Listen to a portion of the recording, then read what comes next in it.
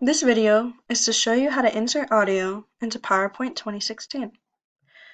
To start, you must first open PowerPoint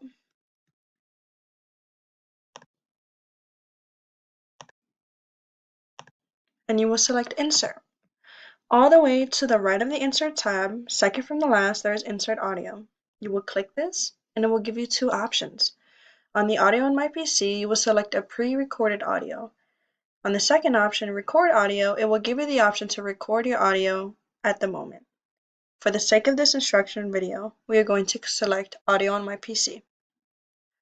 We are going to select one of the audios we want to insert and select Insert.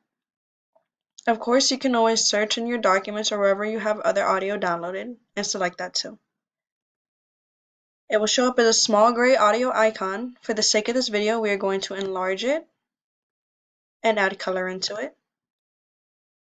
And once you have your audio exactly where you want it, you can hit play.